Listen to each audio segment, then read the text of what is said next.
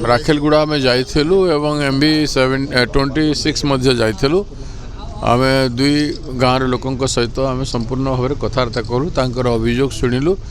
एवं शांति केमती फेरी आसो से आम एपिल करूँ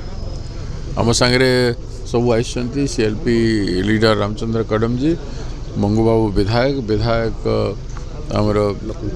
लक्ष्मीपुर पवित्र सांता विधायक आमर गुणपुर सत्यजित बाबू आमर महिला कांग्रेस प्रेसिडेंट मीनाक्षी आमर महिला कांग्रेस ओडिशा दायित्व अच्छा तुलिका कर्मा से आसते 4 जन लयर आमर सीनियर लयर भुवनेश्वर आसते आमर निमाई बाबू पूर्वतन विधायक भुजबल माझी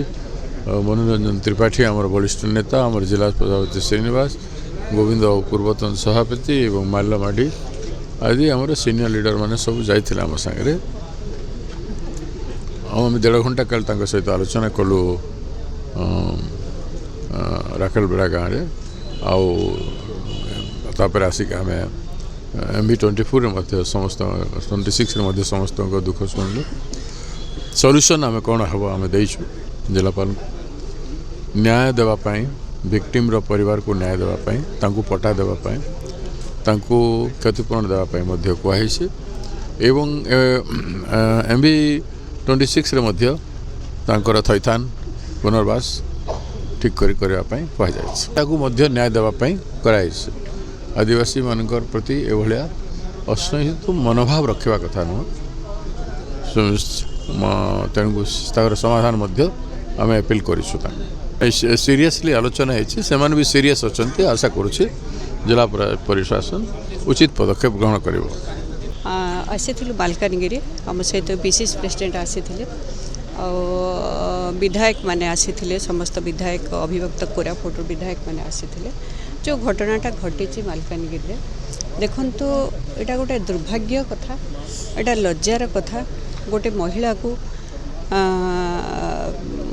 माने जो भली भाव में मारी जो भली भाव में माने ताको पीस पीस करिचंटा दुखदायक कथा गोटे महिला हेले आज जतिक आम देखिलु समस्त सहित आलोचना कलु बसिलु आलोचना कलु से माने जति कांदुथिले बहुत दुख लगुला जे यही भाव में गोटे घटना घटी जाइए आम चाहूँ जे से माने चाहते शांति तो जदि पुलिस चाही थांते ताहले निश्चित भाव में समस्याटा समाधान हो पारता दोषी की सांगे सांगे आनी पारि थांते धरी पारि थांते जो घटनाटा घटीगला दोषी की से धरी पारि नाहांती जो एटा तो जड़े करिथियो बोली एटा आमे विश्वास करि पारनु जो भली भाव में से महिला को करिसंती अत्याचार अन्याय करिसंती एटा माने जड़े करि नथिबो एटा से जन को धरिचंती किंतु धरिबा दरकार थिला दोषी की प्रकृत दोषी की धरिबा दंड देवा एटा जदि हेई थांता ताहले आजिर दिन रे ए दिनटा देखिबा को पड़ी न थांता तथापि आमे आसिलु कलेक्टर और SPN सहित मिसिलु जहाँ आलोचना कलु जहाँ भी कहलु से भी तत्परता अच्छंती बोली कहउचंती किंतु घटनाटा केमती समाधान हेबो शांति फेरी आसबो आमे भी विश्वास रखिछु कलेक्टर SP उपरे समाधान यथाशीघ्र करंतु एवं लोक शांति रुहंतु से परिस्थिति देखि आमको निजको भी भल लगलानी जे गोटे महिला उपरे एते अत्याचार होची तापरे ए सरकार आसिला परे महिला उपरे एते ना एते अत्याचार होची एटा समस्ते देखुचंती खाली मालकानगिरी कथा नुहे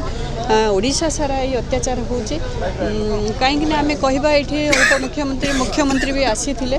किंतु जदि चाही थांते तांकर दरद थांता लोकों प्रति से निश्चित भाव में आसी थांते देखिकरी जाई थांते कि आलोचना करिकरी जाई थांते किंतु एठी मुख्यमंत्री भी आसिलेनी दुर्भाग्य कथा किंतु कांग्रेस दल तो सब बेले महिला कांग्रेस सहित अच्छी मोर विश्वास अच्छे निश्चित भाव में आम जी आलोचना कलु निश्चित भाव में समस्यार समाधान करेंगे बोली मोर विश्वास अच्छे आगुरी भी SPN सहित मुझे कथा होती आउपर दोषी की धरवाई लोक मैंने खाइबा भी पाऊना जो घर जाक पोड़ी जाइए घरे खाइबा भी पाऊना गवर्नमेंट तरफ गोटे दिन 2 दिन जहाँ आसी नियम से अनुसार से खाइबा देते लुगा देते किंतु माँ मैंने बहुत कांदुचंद मत भी मुझे सहित भी बहुत दुखित।